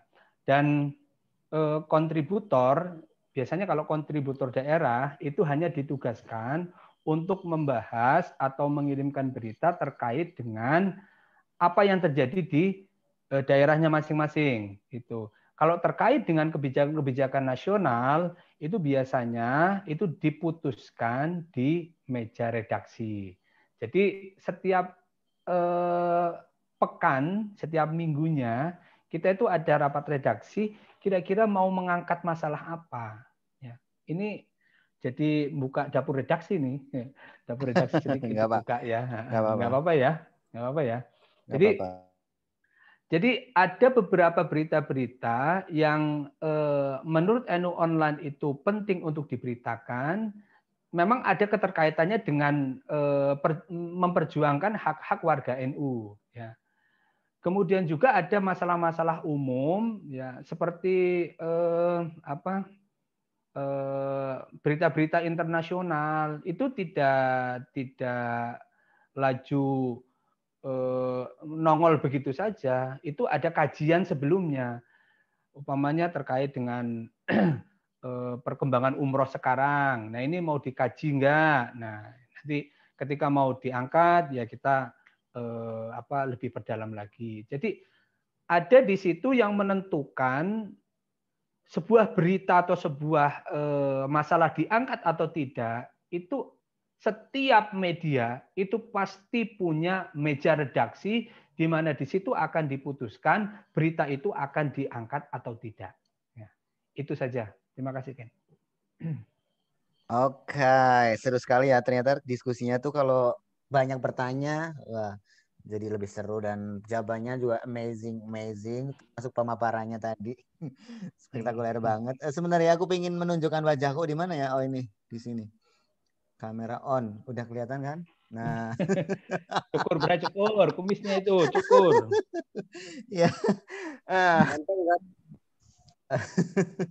ya teman-teman, itulah tadi. Udah ya, tadi nggak ada pertanyaan lagi kan? Nah, kalau tidak ada, saya ucapkan terima kasih kepada Kak Haji Faizin yang amazing sekali, selalu dari Pringsewu tapi selalu kontak dengan NU Online di Jakartanya sangat dekat sehingga beliau ya itu tadi banyak menulis walaupun di tengah-tengah banyak kesibukan dengan niat bagaimana menyuarakan pembelaan terhadap NU, pemikiran-pemikiran kiai, kegiatan-kegiatan yang ada di daerahnya juga gitu. Nah, teman-teman pasti lebih terinspirasi lagi dengan niat untuk mengabdi kepada NU melalui tulisan. Nah, sekarang lebih semangat, ada asupan vitamin penyemangat lagi yang pasti membuat teman-teman lebih amazing dalam berlatih dan nanti menjadi peliput atau reporter. Untuk hari ini sesungguhnya agak maksudnya saya cukup bersedih karena pesertanya biasanya 90 di hari 1, 2, 3, 4 di kemarin mulai 2-3 kali ini tuh udah di bawah 70 ya. Tadi di awal 70 sampai terakhir itu 54 sekarang. Jadi udah 3 kali nih pesertanya sedikit. Saya nggak tahu. Tapi ini memang nggak apa-apa lah ya. Maksudnya seleksi alam. Cuma yang di sini nih jangan sampai terseleksi alam lagi. Maksudnya harus tetap seperti niat awal untuk mendapatkan pengetahuan dalam jurnalistik. Seperti itu. Terima kasih untuk Kak Faizin. Setelah ini kita akan langsung berpisah. Langsung bertemu di grup pendamping. Nanti juga yang didampingi oleh Kak Faizin. Ini ada nggak teman-teman yang di sini yang kelasnya Kak Faizin ada nggak? Oh, malah jangan-jangan nggak ada. Ada. Ya, jadi lebih digali lagi nanti di grupnya hal-hal yang kemarin mungkin belum terungkap bisa diperdalam lagi karena tadi sudah ngobrol lebih dekat ya kan. Kemarin masih tertutup-tutupi ya sekarang bisa digali terus, diambil sebanyak-banyaknya, senyampang beliau masih di kelas kita ini karena ini pertemuan ke-6 atau 7 ya. Udah cukup banyak pokoknya. Semoga seperti itu, tetap semangatnya terjaga dan kita akan ketemu lagi minggu depan dan tetap aktif di grup pendamping dan grup global. Terima kasih sekali lagi untuk Kak Faizin sudah berbagi pada hari Sama-sama. ini. Terima kasih teman-teman, terima kasih Suwitno. Semuanya semoga diskusi atau kegiatan pada hari ini bermanfaat dan selamat mengerjakan tugasnya. Nanti tugasnya tak rapikan lagi termasuk soal panjang naskah ya. Minimal 300 kata gitu nanti tak sebutkan. Selamat bekerja, berusaha dan berdoa. Oh, Ibnu ya. Berdoa, bertawakal. IPPN lu. Wallahul muwaffiq ila aqwamit thoriq. Wassalamualaikum warahmatullahi wabarakatuh. Waalaikumsalam Waalaikumsalam warahmatullahi warahmatullahi wabarakatuh. Terima kasih Pak Faizin, Pak Dendi. Nggih, sami-sami monggo nggih. Ya, sudah fasih lu, Bray. Wallahul muwaffiqnya. Aku belajar 40 kali. Aldi Rizky udah tahu tuh waktu aku bilang ketika rekaman harus. Coba ulangi, Bray. Jangan salah itu. Wallahul muwaffiq ila aqwamit thoriq. Benar kan? Wallahul muwaffiq. Ada tasydidnya. Ada tasydidnya ya. Iya. Nih, teman-teman Wallahul muwaffiq.